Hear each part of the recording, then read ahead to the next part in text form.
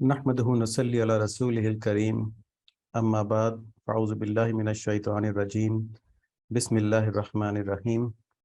अल्लाहुम्मा सल्लि अला सय्यिदिना मौलाना मुहम्मदिन नबील उम्मी व अला आलिहि व सहबिहि व बारिक व सल्लिम तस्लीमन कसीरन कसीरा या रब्बि सल्लि व सल्लिम दाइमन अबदन अला हबीबिका खैरिल खल्क़ि कुल्लिहिम हुवल हबीबुल लज़ी तुरजा शफ़ाअतुहु लिकुल्लि हौलिम मिनल अहवालि मुक़्तहिम। अल्हम्दुलिल्लाह कि अल्लाह ताला ने हमको अपने दीन की निस्बत से बैठना नसीब फरमाया। अल्लाह ताला से बरकत डालें और हमको कामिल मुसलमान फरमा दें, अल्लाहुम्मा आमीन।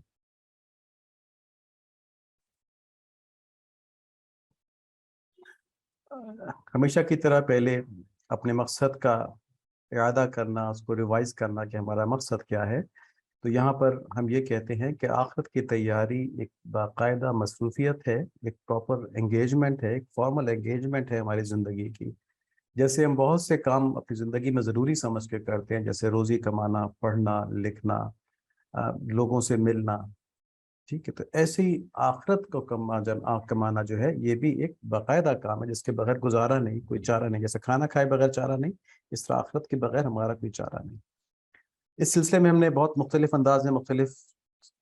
अहादीस की रोशनी में इस मकसद को देखा। आजकल हम इस हदीस की रोशनी में देख रहे हैं कि ऐसे फितनों के आने से पहले नेक अमाल करने में जल्दी कर लो जो तारीक रात के टुकड़ों की तरह होंगे। आदमी सुबह के वक्त मोमिन होगा तो शाम के वक्त काफिर, जबकि शाम के वक्त मोमिन होगा तो सुबह के वक्त काफिर। वो दुनिया के मालो मता के अवज़ अपना दीन बेच देगा। तो यहाँ पे नबी सल्लल्लाहु अलैहि वसल्लम ने उस दौर की निशानदेही की है कि जिसमें हमारा मुसलमानों का ईमान इतना कमज़ोर हो जाएगा कि वो सुबह शाम ज़ाया हो रहा होगा उनसे। और किस लिए ज़ाया हो रहा होगा? दुनियावी फ़ायदे के लिए। मतलब ये नहीं कि उन्हें कोई गलतफहमी हो गई होगी, वो हक़ को जानते होंगे, लेकिन दुनिया के फ़ायदे उनको इतने ज़्यादा अजीज़ होंगे कि वो जानते बूझते अपने आप को तसल्ली दे लेंगे, नहीं नहीं इस तरह से नहीं है, हम ही ठीक कर रहे हैं ना, अल्लाह माफ़ करने वाले हैं। तो इस फितने से बचने के लिए हमें ये बात समझना ज़रूरी है कि ईमान एक बहुत अजीम नेमत है। अभी जो हमने आप सल्लल्लाहु अलैहि वसल्लम के वालिद मुबारक की कुर्बानी, उनकी शादी के बारे में वाक़यात पढ़े हैं, उसमें हमने देखा कि इसको हम आगे भी थोड़ा सा दोहराएंगे कि अहले मक्का के अंदर जो इल्म व फरासत वाले लोग थे, वो आप सल्लल्लाहु अलैहि वसल्लम के वालिद को देख के जान जाते थे कोई बात ज़रूर है। जैसे हज़रत वर्क़ा बिन नौफ़ल की जो बहन थी, इन्होंने शादी की दरख्वास्त कर दी क्योंकि उनको अंदाज़ा था कि इनके यहाँ नबी पैदा होंगे। वो नूर नबी सल्लल्लाहु अलैहि वसल्लम का उस ख़ानदान के साथ चल रहा था। लेकिन ये सब कुछ होते हुए भी उस वक़्त बहुत से लोग, उनकी कसीर तादाद अहले मक्का की ईमान लेकर नहीं आई। तो जिससे हमें मालूम होता है कि ईमान कोई मामूली नेमत नहीं है कि जो आदमी अपनी हिम्मत से कमा लेगा। ये हमको अल्लाह ताला की तरफ से अता की गई नेमत है और इससे बड़ी कोई नेमत नहीं है। ठीक है, ये दोज़ख से बचाती है, जन्नत में लेके जाती है और इससे बड़ा इंसान की कोई ज़रूरत नहीं है। तो इस अजीम नेमत की हिफाजत करना हर कीमती शय से ज़्यादा,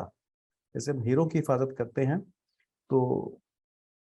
वो ज़रूरी है, हम माल की हिफाजत करते हैं, ज़रूरी है, अपनी औलाद की हिफाजत करते हैं, जान की हिफाजत करते हैं, ज़रूरी है, लेकिन इन सबसे ज़्यादा ज़रूरी क्या है कि अपने ईमान की हिफाजत करें। तो ईमान की हिफाजत के लिए एक तो इबादात के अंदर मशगूल रहना, अल्लाह ताला का कसरत से ज़िक्र करना, और इन सब चीज़ों के लिए, इन सब चीज़ों में जान डालने के लिए अपने दीन को अच्छी तरह समझना। दीन के अंदर कुछ बातें ऐसी हैं जो हमें दीन के ऊपर कायम करती हैं, और कुछ बातें ऐसी हैं जिनकी वजह से हमें शैतान फितने में डाल देता है, गलतफहमी में डाल देता है। और वो चीज़ें अगर हम उन अकायद के पीछे चल पड़े, उन बातों के पीछे चल पड़े, तो हमारे दीन का नुकसान हो जाता है। तो ये समझना जो है हमारे लिए बहुत ज़रूरी है कि किन बातों से हमने बचना है। इसमें हमने सबसे पहले बात की कि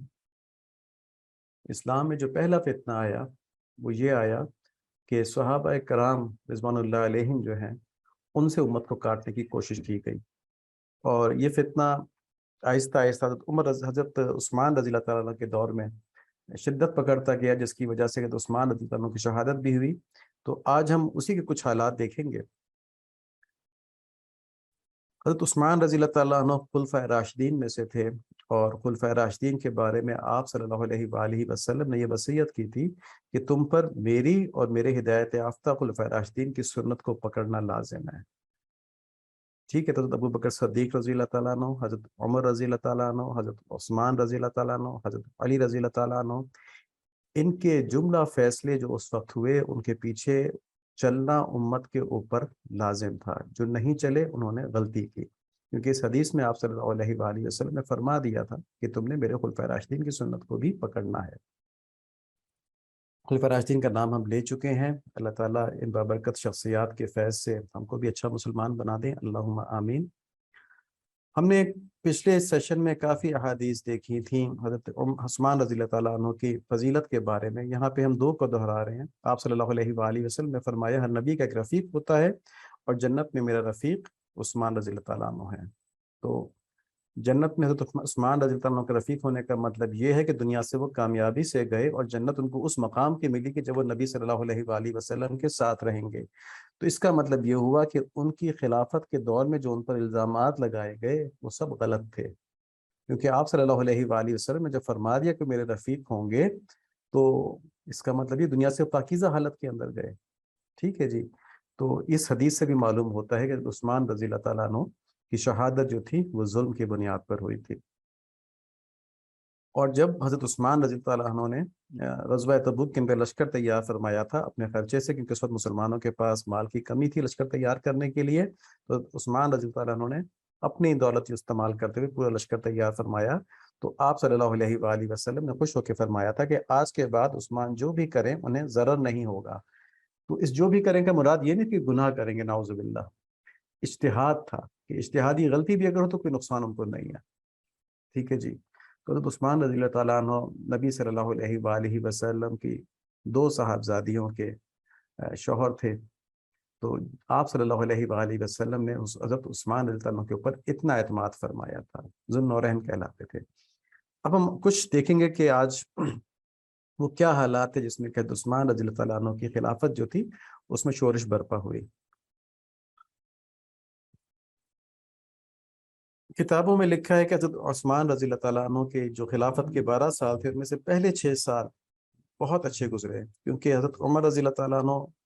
سخت تھے، انہوں نے سختی کے ساتھ قوانین نافذ کیے ہوئے تھے، اور حضرت عثمان رضی اللہ تعالیٰ عنہ نرم تھے، تو لوگ اس میں خوش تھے زیادہ کہ چلو ہمارے پر سختی نہیں ہوتی، لیکن اس کا پھر بعد میں نقصان بھی ہوا مسلم حکومت کو۔ حالات یہ تھے کہ مسلمانوں کی حکومت جو تھی وہ کابل سے لے کے مراکش تک پھیل چکی تھی، جس میں سینکڑوں قومیں آباد تھی، اور ہر قوم اسلام کے فضائل دیکھتے ہوئے اور اس کی خوبیاں دیکھتے ہوئے مسلمان تو ہو گئی تھی، لیکن نفس ساتھ لگا ہوتا ہے تو ان کو بھی دنیا کی خیر و خوبی کی کشش جو تھی کھینچتی تھی اپنی طرف، ان سے غلطیاں ہوئیں پھر جو نئے نئے مسلمان ہوئے تھے، اور ان نئے مسلمانوں کی تعداد بہت زیادہ ہو گئی تھی۔ ٹھیک ہے جی، کیونکہ ظاہر ہے یہاں سے لے کے وہاں تک، کابل سے لے کے مراکش تک کی سلطنت تھی، تو جو مکہ مکرمہ مدینہ منورہ کے لوگ تھے وہ تو بہت کم رہ گئے نا، بہت کم رہ گئے۔ ٹھیک ہے، یہ تو یہاں پہ لاکھوں لوگ، کروڑوں لوگ اس کے اندر شامل ہو گئے، اور ساتھ ساتھ مال و دولت اور آسائشوں کی فراوانی ہو گئی تھی، بہت زیادہ مسلمان کیونکہ سپر پاور بن گئے تھے تو ہر طرف سے مال و دولت آ رہا تھا۔ اس تناسانی میں جو نسل جوان ہوئی وہ آپ صلی اللہ علیہ وآلہ وسلم کے دور کی سادگی اور دنیا سے بے رغبتی اور دین کی خاطر دنیا کو قربان کرنا، ان چیزوں کے شاہد نہیں تھی، دیکھا نہیں تھا اس نے۔ اعتقاداً اور ایماناً تو مانتے تھے لیکن عملاً نہیں دیکھا تھا اس دور سے، کیونکہ اس دور میں تھے ہی نہیں وہ، کس دور میں کیسی کیسی قربانیاں دی گئیں، اور صحابہ کرام کس طرح دنیا کو چھوڑ کے دین کی سربلندی کے لیے کام کرتے رہے۔ تو یہ وہ سٹیج آگی کہ جب مسلمان سمجھے کہ اب سب کچھ اسٹیبل ہو گیا، اب ہمارا کوئی چیلنج نہیں ہے، تو دنیا کے اندر الجھ گئے۔ یہ نئی نسل کی بات ہو رہی ہے مسلمانوں کی، ٹھیک ہے، کہ انہوں نے کہا کہ یہ سب کچھ فتوحات ہو گئی، کفار کو دبا دیا گیا، کوئی خطرہ نہیں ہے، اور دنیا کی فراوانی ہو گئی، تو چیلنج ختم ہو گیا اس نسل کے لیے۔ تو اب اس کا مطمع نظر، اس کا آبجیکٹو دنیا کی خوبی اور خیر ہی بن گیا، کیونکہ نماز روزہ تو وہ کرتے تھے نا، اور اسلام کو چیلنج کہیں سے مل نہیں رہا تھا ان کے خیال میں، وہ چیلنج ان کے اندر سے پیدا ہو گیا۔ ٹھیک ہے، اسی دنیا کی فراوانی نے ایک چیلنج پیدا کر دیا ان کے لیے۔ یہ وہ دور تھا جس کے بارے میں آپ صلی اللہ علیہ وآلہ وسلم نے فرمایا کہ حدیث شریف ہے کہ لیکن اللہ کی قسم میں تمہارے بارے میں محتاجی اور فقر سے نہیں ڈرتا، مجھے اگر خوف ہے تو اس بات کا کہ کچھ دنیا کے دروازے تم پر اس طرح کھول دیے جائیں گے جیسے تم سے پہلے لوگوں پر کھول دیے گئے، تو ایسا نہ ہو کہ تم بھی ان کی طرح ایک دوسرے سے جلنے لگو، اور یہ جلنا تم کو بھی یعنی حسد کرنا تم کو بھی اس طرح تباہ کر دے جیسے پہلے لوگوں کو کیا تھا۔ تو یہاں پر دنیا کے حرص کا تذکرہ بھی ہے کہ دنیا کے حرص کی وجہ سے ایک دوسرے سے حسد پیدا ہو گیا کہ اس کے پاس زیادہ کیوں ہے، اس کے پاس کم کیوں ہے۔ تو یہ وہ دور تھا جس کے اندر کی دنیا کھول دی اللہ تعالیٰ کی طرف سے، اور دنیا کا آزمائش ہے، دنیا ایک بہت بڑی آزمائش ہے، مومن کی آزمائش سب سے بڑی کہی جا سکتی دنیا ہی ہے وہ۔ اور چیلنج کوئی بظاہر باہر سے نظر نہیں آ رہا تھا، کوئی فورن قوتیں تھیں نہیں، سب کی سب جو تھیں دبا دی گئی تھیں۔ تو مسلمانوں کے اندر سازشوں کا ماحول پیدا ہو گیا اور غفلت کا ماحول پیدا ہو گیا، غفلت کا ماحول دنیا پرستی کی وجہ سے۔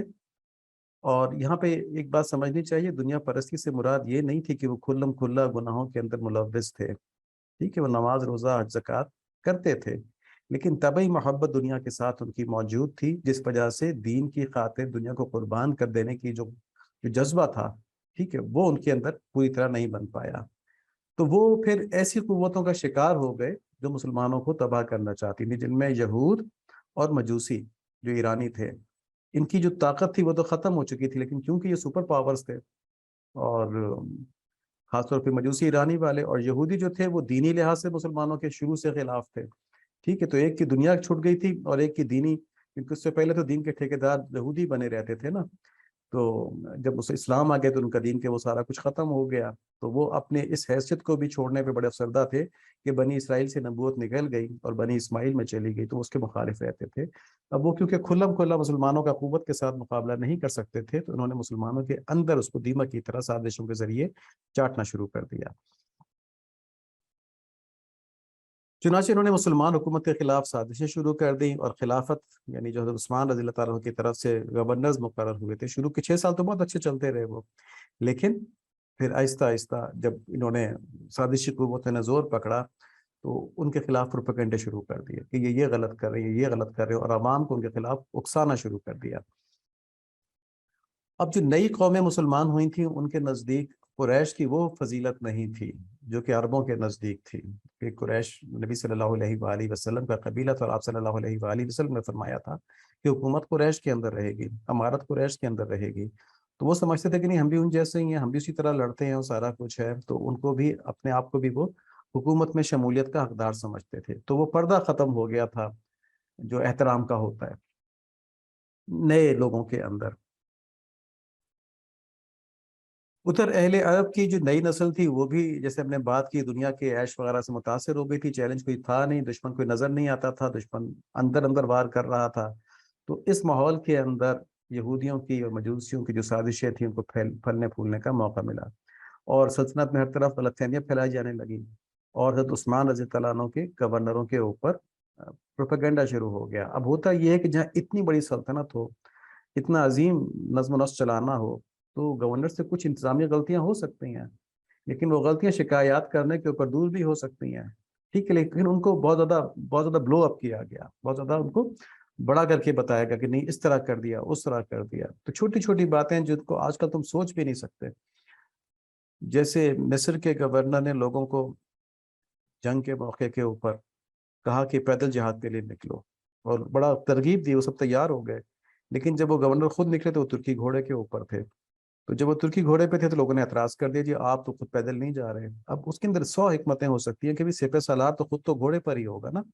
سپہ سالار جو ہے وہ حکمتیں ہو سکتی تھی، لیکن عوام ان کے خلاف ہو گئے، ٹھیک ہے، ان کے خلاف باتیں شروع کر دی، تو اس طرح کی چھوٹی چھوٹی باتوں پر لوگوں نے اختلاف کرنا شروع کر دیا اور ایک طرح سے بغاوت شروع کر دی، اور ہر بات کی شکایت حضرت عثمان رضی اللہ عنہ سے کی جاتی کہ دیکھیں آپ کا گورنر یہ کر رہا ہے، آپ کا گورنر یہ کر رہا ہے۔ اس کی ایک مثال یہ ہے حضرت عثمان رضی اللہ عنہ اس کا پھر علاج بھی فرماتے تھے، یہ نہیں کہ اس کو اگنور کرتے تھے، علاج بھی فرماتے تھے، لیکن اتنا زیادہ یہ پروپیگنڈا شروع ہو گیا تھا کہ ان کے لیے یہ جاننا مشکل ہو گیا تھا کہ واقعی ایسا ہوا بھی ہے کہ نہیں ہوا، سزا صحیح دی جا رہی کہ غلط دی جا رہی ہے۔ جیسے ان کے بھائی تھے ولید بن عقبہ رضی اللہ عنہ جو کوفہ کے گورنر تھے، اور یہ حضرت ابو بکر صدیق رضی اللہ عنہ کے دور میں بھی، حضرت عمر رضی اللہ عنہ کے دور میں بھی بڑی پوزیشنز پہ رہے، لشکروں کے سپہ سالار رہے اور گورنر رہے مختلف جگہوں پہ، تو شروع میں کوفہ کے لوگ ان سے بہت خوش ہوئے، لیکن جب کچھ غلطیاں کی کوفہ نے، جس کے اندر کہ کچھ قتل و غارت بھی تھا اور انہوں نے سزا دینا چاہی اس کے اوپر، تو یہ خلاف ہو گئے اور انہوں نے سازش کر کے آپ کے اوپر شراب پینے کی تہمت لگا دی۔ حضرت عثمان رضی اللہ تعالیٰ عنہ تک یہ شکایت پہنچائی، تو حالانکہ آپ ان کے ماں شریک بھائی تھے، یعنی سوتیلے بھائی تھے ماں کی طرف سے نا، ماں ہی کی تھی، تو آپ نے ان کو معزول کیا اور اس غلط تہمت کے اوپر بھی، کیونکہ آپ کے سامنے صحیح حقیقت نہیں کھل سکی، ان کے اوپر حد بھی جاری کروا دی، 80 کوڑے ان کو حضرت علی رضی اللہ تعالیٰ عنہ سے لگوائے تھے۔ یہ بھی صحابی تھے، حضرت ولید رضی اللہ تعالیٰ عنہ، ٹھیک ہے، فتح مکہ کے وقت ایمان لے کے آئے تھے۔ تو حضرت عثمان رضی اللہ تعالیٰ عنہ اپنی طرف سے پوری کوشش کر رہے تھے کہ لوگوں کو شکایات نہ ہوں، لیکن یہ فتنہ اندر پھیلتا جا رہا تھا۔ دو وجوہات سے جو ہم نے بتائی ہیں، ایک یہ کہ جو عام مسلمان تھے، عوام تھے، ان کے اندر دین بچانے کا کوئی چیلنج نہیں تھا، تو وہ دنیا کی ثروت کے اندر، دنیا کے آرام آسائش کے اندر لگے ہوئے تھے، تو ان کو پھر یہ ادھر ادھر کی باتیں سوچتی تھیں اور دین کو بچانے کی فکر نہیں ہوتی تھی۔ تو اس میں جو حملہ ہوا خلافت کے خلاف، یہ خلیفہ کے خلاف ہی، ان کی گورنر سے خلاف ہی، تو حکومت کمزور کرنے کی کوشش کی گئی۔ ایسی ہی سازشیں اب بھی یہودی کرتے ہیں کہ مسلمان حکمران کو کمزور کرنے کے لیے ان کے اندر بغاوت کروا دیتے ہیں۔ تو اور بہت بڑی سلطنت تھی، تو اس کو سنبھالنا، اس خلافت کو سنبھالنا، حضرت عثمان رضی اللہ تعالیٰ عنہ جو تھے، انہوں نے اپنی پوری کوشش کی، لیکن حالات بدل چکے تھے۔ اس کی تفصیل کے لیے حضرت مولانا حاجی معین الدین ندوی رحمۃ اللہ علیہ نے تاریخ لکھی ہے خلفائے راشدین کے نام سے، یہ انٹرنیٹ کے اوپر بھی مل جاتی، وہاں یہ حالات دیکھے جا سکتے ہیں۔ اس کے علاوہ مکتبہ شاملہ کے اندر بھی بڑی تفصیل سے ان واقعات کو بیان کیا گیا، انشاءاللہ اس کا لنک ہم کوشش کریں گے کہ پوسٹ کر دیں جن کو اس میں انٹرسٹ ہو۔ تو دیکھیں کس طرح غلط فہمیاں پھیلائی گئی تھی، وہاں سے تفصیل معلوم ہو جائے گی۔ خلاصہ یہ ہے کہ مفتوحہ علاقوں کے اندر، یعنی جو علاقے مسلمانوں نے فتح کیے تھے، وہاں کے بعض سر لوگ جو ہیں وہ اپنے دنیاوی فائدے کے لیے شرعی حدود سے تجاوز کرنا چاہتے تھے، اور جب گورنرز جو تھے اس میں حائل ہوتے تو یہ جھوٹی خبروں سے عوام کو ان کے خلاف مشتعل کر دیتے، ٹھیک ہے، جنہوں نے یہ کری، جیسے حضرت ولید پہ رضی اللہ تعالیٰ عنہ کے اوپر انہوں نے الزام لگا دیا کہ انہوں نے شراب پی ہے، اور پھر خلیفہ کے اوپر بھی اقربا پروری کا الزام لگایا، جبکہ وہ شرعی حدود کے اندر رہتے ہوئے اپنے خاندان والوں کا خیال رکھتے تھے۔ لیکن اس وقت یہ ہوا کہ جب بہت سے گورنر سے خلاف شکایات آنا شروع ہو گئی نا، تو ایک لازمی بات تھی، عثمان رضی اللہ عنہ نے اپنے قریبی لوگوں کو گورنر لگانا شروع کیا، کیونکہ ان پہ اعتماد زیادہ تھا، ان کو زیادہ جانتے تھے، ٹھیک ہے، تو انہوں نے کہا کہ ان کے بارے میں تو مجھے پتا ہے، تو ان کے بارے میں کوئی شکایت نہیں آئے گی، تو ان کو لگانا شروع کر دیا، اور اس پہ انہوں نے کہا کہ اقربا پروری کر رہے ہیں۔ حالانکہ عثمان رضی اللہ تعالیٰ عنہ اگر حق کے اوپر نہ ہوتے تو اس وقت موجود صحابہ کرام، جن میں بدری صحابہ بھی تھے، حضرت علی رضی اللہ تعالیٰ عنہ بھی تھے، حضرت طلحہ رضی اللہ تعالیٰ عنہ بھی تھے، تو کبھی ان کے پیچھے نہ چلتے، کیونکہ دین کے خلاف تو صحابہ کوئی بات برداشت نہیں کرتے تھے نا، اور حضرت عثمان رضی اللہ عنہ کا مرتبہ تو ان کو معلوم تھا نبی صلی اللہ علیہ وآلہ وسلم کی زبانی، تو اس لیے، اور آپ صلی اللہ علیہ وآلہ وسلم نے جو فضیلتیں حضرت عثمان رضی اللہ عنہ کی بتائی ہیں، جو ہم نے پہلے بھی دیکھی ہیں، ان سے ثابت ہوتا ہے کہ اس طرح کی غلطی حضرت عثمان رضی اللہ عنہ نہیں کر سکتے تھے، نعوذ باللہ۔ اور اس وقت کے ظالموں نے اور اس کے بعد کے ظالموں نے جو آپ کے اوپر تہمتیں لگائیں، اس کے بعد کے ظالم کون ہیں؟ جنہوں نے اپنی کتابوں کے اندر، اس دور کے علماء نے جو اپنے کو عالم کہتے ہیں، کتابوں کے اندر حضرت عثمان رضی اللہ عنہ کے اوپر یہ الزام لگایا کہ وہ اقربا پروری کرتے تھے، اور اس طرح تھا اور اس طرح تھا۔ یہ ظالم لوگ انہوں نے اپنے اوپر ظلم کیا کہ نبی صلی اللہ علیہ وآلہ وسلم کے اتنے بڑے صحابی کے اوپر الزامات لگائے، جن کے اوپر کہ صحابہ کرام نے الزامات نہیں لگائے جو اس دور میں موجود تھے۔ تو اللہ تعالیٰ ہدایت دیں، جب ہدایت اٹھتی ہے تو آدمی بہت بڑی غلطیاں کر جاتا ہے، اللہ محفوظ فرمائے، اللہم آمین۔ اب ان وجوہات کی وجہ سے عوام کا اپنے حکمرانوں سے اعتماد اٹھتا گیا اور مسلمانوں میں فتنہ پھیلتا گیا، حکومت کمزور ہوتی گئی، اور حکومت کمزور ہونے میں ایک وجہ یہ بھی تھی کہ حضرت عثمان رضی اللہ تعالیٰ عنہ بڑی نرم طبیعت کے تھے، سزا نہیں دیا کرتے تھے، بہت سے بہت ملک بدر کر دیا، کچھ جگہوں پہ پتہ چلا کہ یہ لوگ حکومت کے خلاف اکسا رہے ہیں، تو یہ نہیں کیا کہ ان کو سزا دیتے تو فوراً دب جاتا ہے فتنہ، ان کو دوسرے ملک بھیج دیا، ملک بدر کر دیا، انہوں نے وہاں جا کے بھی وہی فتنہ پھیلانا شروع کر دیا، جس میں عبداللہ بن سبا بھی تھا جو کہ یہودی تھا۔ تو اس نرمی کی وجہ سے، شفقت کی وجہ سے فتنہ رک نہ سکا بلکہ پھیلتا گیا۔ اس کے بعد ہم انشاءاللہ اگلے ہفتے تفصیل دیکھیں گے اس واقعے کے کہ جو حضرت عثمان رضی اللہ تعالیٰ عنہ کی شہادت کے اوپر ختم ہوا، تو ہم دیکھیں گے اس کے اندر کیا اس کے عوامل تھے اور کیا چیزیں تھیں۔ آج ہم دوبارہ یہی بات دہراتے ہیں کہ حضرت عثمان رضی اللہ تعالیٰ عنہ کی شہادت تو احادیث کے اوپر عمل کرنے کی وجہ سے تھی۔ ایک حدیث یہ تھی کہ حضرت نبی صلی اللہ علیہ وآلہ وسلم نے فرمایا تھا کہ آپ کو جب خلافت دی جائے گی، اس کا مفہوم یہ تھا حدیث کا، تو آپ اس کو چھوڑیے گا نہیں، لوگ آپ سے چھیننا چاہیں گے، آپ نے چھوڑنی نہیں. تو اس لیے وہ خلافت سے دستبردار تو نہیں ہوئے، کیونکہ آپ صلی اللہ علیہ وآلہ وسلم کا حکم تھا. اور اپنا دفاع اس لیے نہیں کیا کیونکہ آپ صلی اللہ علیہ وآلہ وسلم کی زبانی آپ نے حدیث مبارکہ سنی تھی کہ مسلمانوں میں اگر ایک دفعہ تلوار نکل آئی تو قیامت کے دن تک نہیں جائے گی. تو انہوں نے کہا میں نہیں چاہتا کہ میری وجہ سے مسلمانوں کی آپس میں جنگ ہو، اس لیے اپنا دفاع انہوں نے نہیں کیا اور شہید ہو گئے. بہت بڑی قربانی تھی. اللہ تعالی ہمیں حضرت عثمان رضی اللہ عنہ کی صحیح قدر و قیمت نصیب فرمائے. تو ہم سب انشاءاللہ آج ایک دفعہ سورہ فاتحہ اور 3 دفعہ سورہ اخلاص، یہ بھی پڑھ لیں آپ. یہ پڑھ کے عثمان رضی اللہ عنہ اور جملہ خلفائے راشدین کو اصالہ ثواب کرتے ہیں. چھوٹے بچوں کو جو بتائے گئے اسباق تھے، اس کے اندر سب سے ہم نے ایک اہم بات شروع کی ہے کہ بچے عموماً آج کل بہت زیادہ بولڈ ہو گئے ہیں، بڑوں کا ادب نہیں کرتے، احترام نہیں کرتے، اپنی ججمنٹ کے لحاظ سے بڑوں کو جج کرتے ہیں. تو اس میں ہم نے حدیث کے ذریعے سے اور نصیحت کے ذریعے سے یہ بتانا چاہا ہے کہ بچوں کو چاہیے کہ اپنے بڑوں کا احترام کریں. اور خاص طور پہ ہم نے بات شروع کی ہے ٹیچرز کے ساتھ، کیونکہ جو امیڈیٹ بڑے ہوتے ہیں گھر کے خاندان کے، ان کا تو بچے ڈر کے مارے بھی کر لیتے ہیں احترام سامنے، لیکن ٹیچرز کا آج کل احترام بڑا کم ہوتا جا رہا ہے. تو بڑوں کو بھی چاہیے کہ بچوں پر حکمت کے ساتھ صرف ضرورت کے وقت سختی کریں، کوشش کریں کہ بات نرمی سے سمجھا دی جائے.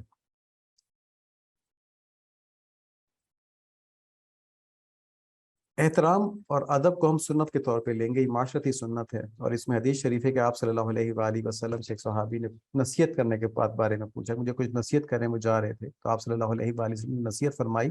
کسی کو گالی مت دینا. یہاں پہ ولا تسبو، جو سب ہے، سب کا مطلب ہوتا ہے گالی دینا بھی اور برا بھلا کہنا بھی، سخت الفاظ کہنا بھی، تو سب چیزیں شامل ہو جاتی ہیں. پھر فرمایا کسی نیکی کو حقیر اور معمولی مت سمجھنا، اگرچہ وہ اپنے بھائی کے ساتھ خندہ پیشانی کے ساتھ کلام کرنے کی صورت میں ہو. یعنی ہم سے کوئی جب ملتا ہے اس کو ہم پیار سے بات کر لیں نا اس کے ساتھ، تو یہ بھی ایک نیکی ہے. تو اس کو کم نہ سمجھیں، کوشش کریں جب بھی کوئی ملے تو اس کے ساتھ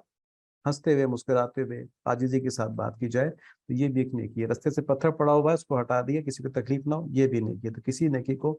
چھوٹا سمجھ کے نہیں چھوڑنا، کیونکہ وہاں پہ قیامت کے دن ایک ایک نیکی جو ہے اس کا بدلہ مل رہا ہوگا، اور ایک نیکی کم ہونے پہ دوزخ پہ آتی جا رہا ہوگا. تو وہاں بڑی قیمت ہوگی اس چیز کی. پھر فرمایا اپنی چادر کو پنڈلی کے نصف تک بلند رکھنا، اگر ایسا نہ ہو سکے ٹخنوں تک رکھ لینا، یعنی ٹخنوں کو ننگا رکھنا مسلمانوں پہ لازم ہے، کیونکہ یہ تکبر کی نشانی بتائی ہے نبی صلی اللہ علیہ وآلہ وسلم نے. اللہ تعالیٰ غرور کو پسند نہیں فرماتے. تو جب آپ صلی اللہ علیہ وآلہ وسلم نے ٹخنوں کو ڈھکنا مردوں کے لیے جو ہے اس کو غرور کی نشانی بتا دیا تو بس ہو گیا. پھر آدمی یہ نہیں سوچ سکتا کہ مجھ میں نہیں ہے، میں تو ٹخنے ڈھک رہا ہوں مگر وہ غرور کی وجہ سے نہیں ہے، کیونکہ ہماری غلط فہمی ہے کہ ہمارے غرور کی وجہ سے نہیں ہے. نہیں ہے تو کھول لینا ٹخنے، ٹھیک ہے. تو ہم نہیں کھول سکتے نا، تو کھول کیوں نہیں سکتے؟ کیونکہ کہیں نہ کہیں چھپا ہوا تکبر ہے. اور ہم کیوں کہہ رہے ہیں یہ بات گارنٹی کے ساتھ ہے؟ کیونکہ آپ صلی اللہ علیہ وآلہ وسلم نے فرما دیا ہے کہ ٹخنوں کو ڈھکنا جو ہے وہ تکبر کی وجہ سے ہے. تو یہ کوشش کیا کریں، خاص طور پہ جو پینٹ پہننے والے ہیں اسکول یونیفارم کی وجہ سے، وہ تھوڑی سی اونچی سلوا لیا کریں کہ ٹخنوں سے تھوڑی سی اوپر ہو جائے نا، ٹھیک ہے، تاکہ پتہ بھی نہ چلے لوگوں کو کہ فولڈ کی ہوئی ہے. لیکن اگر سلی اونچی ہوگی تو ٹخنے ننگے ہو جائیں گے، تو بہت بڑی نیکی مل جائے گی. اور یہ فرمایا کہ اگر کوئی آدمی تیرے کسی برے فعل کی وجہ سے، جیسے وہ جانتا ہے تجھ کو عار دلائے، مطلب کہ تم تو جھوٹے ہو، ٹھیک ہے، تو آپ اس کو اس کے عیب کی وجہ سے عار نہ دینا ہے. کیونکہ اگر آپ بھی تانا دیں گے تو آپ بھی اسی طرح گناہ گار ہو جائیں گے. اس نے جو تانا دیا اس سے گناہ تو اس کو اپنے طور پہ ملے گا. یہ بہت بڑی بات ہے، اس میں انشاءاللہ تفصیل سے بات کریں گے. لیکن ابھی جو ہم بات کر رہے ہیں وہ بات کریں گے کسی کو سب نہ کرنا، کسی کو برا بھلا نہ کہنا، کسی کو گالی نہ دینا. یہاں پر سب سے پہلی چیز جو ہم آج کل بات کر رہے ہیں، صحابہ کرام کے خلاف بات کرنا، ان کو برا بھلا کہنا. تو یہ غور کریں کہ اس حدیث میں تو آپ صلی اللہ علیہ وآلہ وسلم نے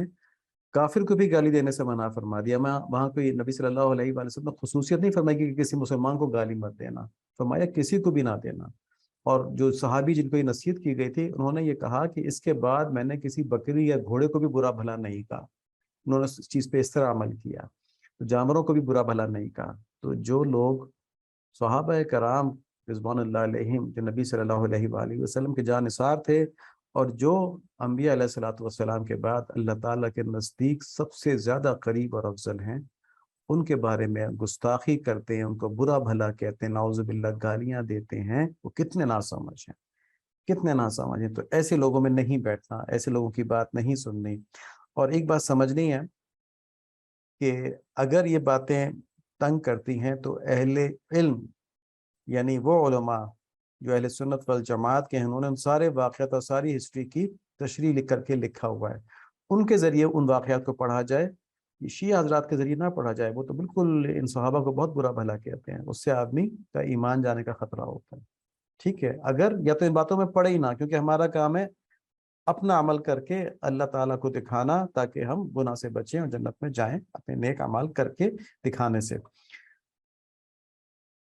ہمارے ذمہ یہ نہیں ہے کہ ہم اس بات کا فیصلہ کریں کون سا صحابی غلط تھے کون سے صحابی صحیح تھے۔ ٹھیک ہے، آپ صلی اللہ علیہ وآلہ وسلم نے فرما دیا میرے صحابہ کے بارے میں کوئی غلط بات نہ کرنا۔ ایک حدیث شریف میں یہاں تک ہے کہ اگر تم یہ بھی سن لو کہ میرے صحابی نے کسی کو قتل کیا، تم نے اس کے بارے میں کوئی بات نہیں کرنی۔ ٹھیک ہے، بادشاہ جانے شہزادے جانے، یہ عام عوام کے اندر مزدوروں کا کیا کام کہ وہ شہزادے کے اوپر تنقید کرے کچھ کرے۔ ٹھیک ہے، تو یہ تو دنیاوی لحاظ سے بات کی نا، تو وہ شہزادے ہیں کہ جو نبی صلی اللہ علیہ وآلہ وسلم کے روحانی دوست ہیں، آپ صلی اللہ علیہ وآلہ وسلم کے روحانی محبوب ہیں، تو ان کے بارے میں تو کوئی بات کرنا جائز ہی نہیں ہے۔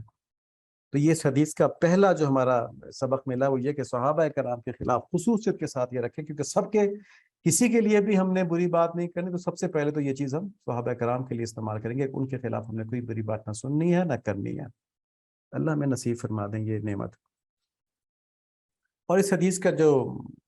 دوسرا ہمارا مخاطب یا ٹارگٹ ہوگا وہ یہ ہوگا کہ بڑوں کا ادب کریں، ان کے ساتھ محبت کے ساتھ پیش آئیں، چھوٹوں کو بھی گالی نہیں دینی، ٹھیک ہے، لیکن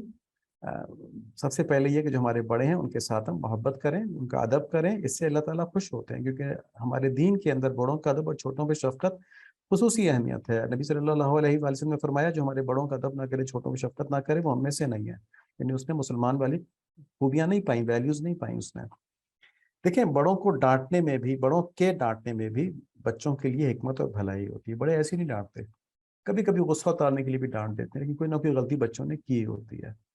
ٹھیک ہے، اب یہ ہو سکتا ہے کہ وہ غلطی بغیر ڈانٹے بھی ٹھیک کروائی جا سکتی ہو، ٹھیک ہے،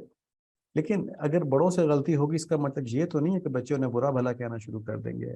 ایک بات اور بھی ہوتی ہے کہ اگر کچھ باتیں نرمی سے سمجھائی جائیں تو بچے ان کو ہلکا سمجھتے ہیں، معمولی سمجھتے ہیں، ان پر عمل نہیں کر پاتے۔ جو بات پیار سے سمجھاتی جائے نا، کہتے کوئی اتنا بڑا بات نہیں، مطلب وہ ڈانٹتے مجھے اس بات پہ کہ اتنی بری بات ہوتی۔ تو ہمارے ایک سینئر تھے، وہ کہتے تھے کہ جب بچہ استری کو ہاتھ لگانے جا رہا ہو نا، تو آپ اس کو پیار سے سمجھاتے ہیں نہیں بیٹا اس کو ہاتھ نہ لگانا، اس کو یہ نہ کرنا، اس کو وہ نہ کرنا، اگر ماں اس طرح کرے تو جا کے ہاتھ لگا دے گا، ٹھیک ہے، وہ ہنستا ہنستا جا کے ہاتھ لگا دے گا، اس کا ہاتھ جل جائے گا۔ تو اس وقت ماں کیا کرتی ہے، زور سے چیخ مارتی ہے، خبردار قریب نہیں جانا اس کے، بچہ ڈر کے پیچھے ہو جاتا، ٹھیک ہے۔ تو اس بات کی اہمیت جب سمجھتا ہے جب اس کو سختی سے کہا جائے۔ ایک مثال دی گئی ہے کہ کچھ چیزیں ایسی ہوتی ہیں جن کے بارے میں نرمی کی جائے تو اس کو آدمی معمولی سمجھ کے اس کو اختیار کر لیتا ہے اور اس سے نقصان ہو جاتا ہے۔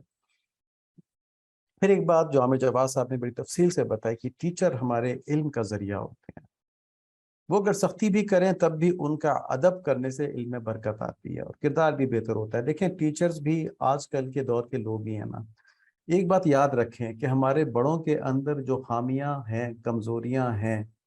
وہ اس بات کی جسٹیفیکیشن نہیں ہے کہ ہمارے اندر بھی وہ خامیاں اور کمزوریاں ہوں، ٹھیک ہے۔ ہمیں اللہ تعالیٰ نے موقع دیا ہے، توفیق دی ہے، تو ہمارا کام یہ کہ اپنے آپ کو ہم بہترین خوبیوں سے بھریں اور اپنی خامیوں کو دور کریں۔ جب کسی بڑے کے اندر کوئی خامی دیکھیں، کوئی کمزوری دیکھیں تو چیک کریں میرے اندر تو یہ چیز نہیں ہے، اچھا اگر ہے تو نکالنے کی کوشش کریں کہ دیکھیں کہ اس کمزوری کی وجہ سے، اس کی غلطی کی وجہ سے لوگوں پہ کتنا برا اثر پڑتا ہے، تو کاش میرے اندر یہ چیز نہ ہو، اگر ہے تو نکالنے کی کوشش کریں۔ اور کسی بڑے میں کوئی خوبی دیکھیں تو دیکھیں میرے اندر خوبی ہے کہ نہیں، اگر نہیں تو اس کو اڈاپٹ کرنے کی کوشش کریں، اگر ہے تو اس کو مضبوط کر لیں اپنے اندر، ٹھیک ہے۔ اگر بڑے نے کسی غلط بات پہ، کسی ٹیچر نے کسی غلط بات پہ ڈانٹ دیا ہے، تب بھی اس کا مطلب یہ نہیں ہے کہ ہم جو ہے وہ اس کی گستاخی کرنا شروع کر دیں، ٹھیک ہے۔ اس کی گستاخی نہ کریں، اپنے اوپر برداشت کر لیں اس انسلٹ کو، اگر انسلٹ سمجھتے ہیں، ورنہ بڑوں کے ڈانٹنے سے انسلٹ نہیں ہوتی۔ تو دیکھیں اللہ تعالیٰ کتنی نعمتیں نصیب فرمائیں گے، اللہ تعالیٰ پہ بھروسہ رکھیں۔ اگر آپ نے اپنے کسی بڑے، یہ بات ہوگی کہ اس کے اندر کوئی خرابی دیکھی ہے، تو ارادہ کر لیں کہ یہ خرابی میرے اندر نہیں پیدا ہونے دینی میں نے، اور ان کا ادب کرنا نہ چھوڑیں، کیونکہ جو بڑوں کا ادب نہیں کرتا اس کے اندر بڑی خرابیاں پیدا ہو جاتی ہیں۔ سب سے بڑی خرابی تو یہی ہو جاتی ہے کہ وہ برا بھلا کہتا ہے ان کو اور پھر اس حدیث کے خلاف وہ ہو جاتا ہے۔ اللہ تعالیٰ میں ان باتوں پہ عمل نصیب فرمائے۔ سیرت النبی کے اندر جو اہم باتیں دیکھی گئیں وہ یہ کہ حضرت عبداللہ کی قربانی کا واقعہ دیکھا گیا، ان کی شادی کا واقعہ دیکھا گیا، تو اس میں ایک بات ہمارے سامنے یہ آئی کہ حضرت عبداللہ چونکہ آپ صلی اللہ علیہ وآلہ وسلم کے والد ہونے تھے، تو ان کا حسن، ان کا نور قبیلے کے اوپر شروع سے، ان کے بچپن سے ہی واضح تھا۔ تو یہاں سے ہم یہ کہتے ہیں کہ جس طرح والدین کی برکت ان کی آنے والی نسلوں میں چلتی ہے، آپ صلی اللہ علیہ وآلہ وسلم کی برکت ان سے پہلے کی نسلوں میں بھی چلی، ٹھیک ہے، ان کے اجداد کے اندر بھی چلی۔ تو یہ آپ صلی اللہ علیہ وآلہ وسلم کی برکت تھی کہ آپ کے والدین اتنے پر نور تھے۔ دوسری بات اس کے اندر یہ تھی کہ جو اہل علم تھے، اہل فراست تھے، وہ آپ کے والدین کو دیکھ کے سمجھ جاتے تھے کہ یہ یقیناً کوئی خاص لوگ ہیں، ٹھیک ہے۔ بلکہ حضرت ورقہ بن نوفل کی جو بہن تھی وہ تو سمجھ گئی تھی کہ نبی یہاں پیدا ہوں گے، ان کے یہاں پیدا ہوں گے، اتنا زیادہ سمجھ گئی تھی اس بات کو۔ قرآن شریف کے اندر بھی ہے کہ یہ یہود جو ہیں یہ آپ کو اس طرح پہچانتے ہیں، اہل کتاب، جس طرح کہ اپنے بیٹوں کو پہچانتے ہیں یہ، ٹھیک ہے۔ لیکن اس کے باوجود ایک کثیر تعداد ایمان لے کر نہیں آئی۔ تو جس طرح عامر جواد صاحب نے بتایا، اس کا مطلب یہ ہے کہ ایمان انسان کی اپنی خصوصیت نہیں ہے، اس کی اپنی عقل، اپنی فراست کی خصوصیت نہیں ہے، انعام نہیں ہے، ٹھیک ہے۔ یہ اللہ تعالیٰ کا خاص فضل ہے، اور یہ فضل ان لوگوں پر ہوتا ہے جن کی طبیعت صالح ہو۔ اگر کوئی مسلمان گھرانے میں پیدا ہوا ہے، طبیعت صالح نہیں ہے، تو غلط چیزوں کے پیچھے پڑھ کر اپنا ایمان ضائع کر دے گا۔ کوئی کافر کے گھر پیدا ہوا ہے، اس کی طبیعت صالح ہے، تو وہ ایمان لے کر آ جائے گا، اللہ تعالیٰ اس کو ایمان دے دیں گے۔ تو ہمیں چاہیے کہ ہم اپنے ایمان کو بچانے کے لیے صالحین کی صحبت اختیار کریں اور خود صالح بننے کی کوشش کریں۔ صالح کون ہوتے ہیں؟ جو اپنے گناہوں سے جان چھوڑائیں۔ جیسے آج ہم نے بات کی کہ لوگوں کو گالیاں نہیں دینا، برا بھلا نہیں کہنا، کہ گناہ ہے نا، اسے جان چھوڑائیں، تو صالحین کا ایک درجہ ہم حاصل کر لیں گے۔ تو جو نیکیاں ہم کو حاصل کرنے کی کوشش کرتے رہیں، صالح بنتے جائیں گے، جو برائیاں کو دور کرنے کی کوشش کرتے رہیں، صالح بنتے جائیں گے۔ اور اس کے لیے بہترین طریقہ کیا ہے کہ صالحین کی صحبت اٹھائی جائے، ان کی صحبت میں بیٹھا جائے، تو مشائخ جو ہوتے ہیں ان کے پاس جایا جائے۔ اللہ تعالیٰ ہمیں نصیب فرما دے، اللہم آمین، بحرمت النبی الکریم علیہ وعلیہ الصلوۃ والتسلیم۔ السلام علیکم ورحمۃ اللہ وبرکاتہ۔